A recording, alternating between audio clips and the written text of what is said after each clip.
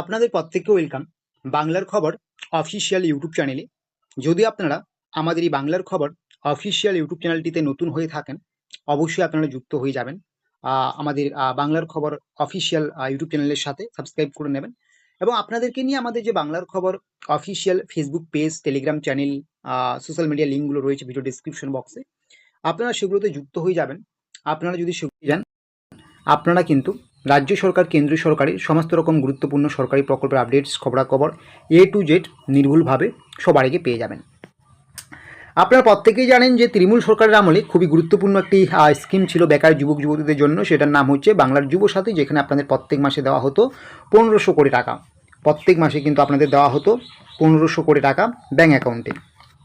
তো আপনারা জানেন নতুন সরকার ক্ষমতায় আসার পরে বলেছেন যে যুব শক্তির মাধ্যমে আপনাদের কিন্তু মাসে 1500 নয় 3000 টাকা ব্যাঙ্ক অ্যাকাউন্টে দেওয়া হবে। তো এই 3000 টাকা দেওয়া নিয়ে এই মুহূর্তে কি আপডেট রয়েছে, কবে থেকে ঢুকবে আপনাদের যুবশক্তি প্রকল্পের 3000 টাকা বেকার যুবক যুবতীদের, সেটা নিয়ে আমরা একটু ডিটেলসে আলোচনা করব। তো সবার প্রথমে আমি বলবো এই যে যুবশক্তি প্রকল্পের অফিসিয়াল ওয়েবসাইটের কি বর্তমানে আপডেট রয়েছে আমি সেটা দেখাচ্ছি। তো আজকে 11ই জুন দাঁড়িয়ে যুবশ্রী বা যুবশক্তি প্রকল্পে টাকা দেওয়া নিয়ে কি আপডেট রয়েছে, সরকারের পক্ষ থেকে কি ঘোষণা করা হয়েছে, টাকা দেবে কিনা, বা কবে থেকে আবেদন শুরু হবে, আর নতুনদের আবেদন করতে হবে কিনা, আবার যারা আগে আবেদন করে তাদেরকে আবেদন করতে হবে কিনা, বা নতুন করে কবে আবেদন শুরু হবে, সমস্ত ডিটেলসে A to Z পুঙ্খানুপুঙ্খ আলোচনা করা হবে। তো এখনও পর্যন্ত সরকারের পক্ষ থেকে কি আপডেট রয়েছে সমস্ত কিছু দেখাবো আপনাদেরকে। তো আপনারা যদি যুব সাথী বা যুব শক্তি প্রকল্পের অফিসিয়াল ওয়েবসাইটে আসেন, তো আপনারা দেখতে পাবেন এই অফিসিয়াল ওয়েবসাইট কিন্তু ইতিমধ্যে চেঞ্জ হয়ে গিয়েছে। আপনারা দেখতেই পাচ্ছেন কালার চেঞ্জ হয়ে গিয়েছে এবং লেখা রয়েছে বাংলার যুব শক্তি, এবং রাজ্যের মুখ্যমন্ত্রী শুভেন্দু অধিকারীর ছবি দেওয়া আছে, এবং application submission, application status, public notice, report, department report সব কিন্তু আগের মতোই রয়েছে। শুধুমাত্র এখানে ছবি এবং কালার চেঞ্জ হয়েছে।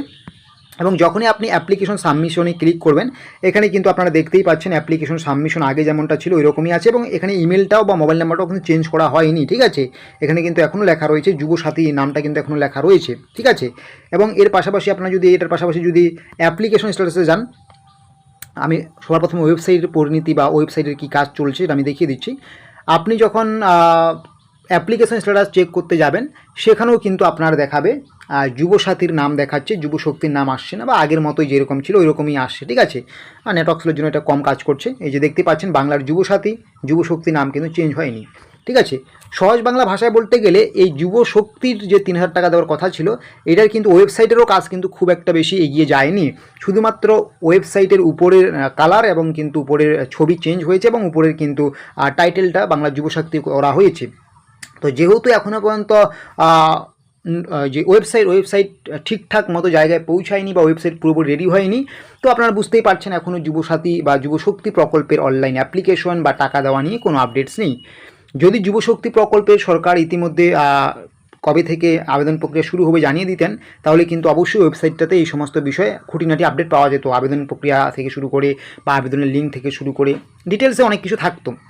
তো যেহেতু এখনও ওয়েবসাইটটাই ঠিকঠাক মতো তৈরি হয়নি, তো আপনাদের কিন্তু এই মুহূর্তে যুবশক্তি প্রকল্পের সেরকম কোনো আপডেট নেই বা টাকা দেওয়ার নিয়ে।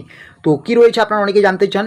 তো আজকে 11ই জুন দাঁড়িয়ে যুবশক্তি প্রকল্পের সেরকম কিন্তু কোনো আপডেট নেই সরকারিভাবে।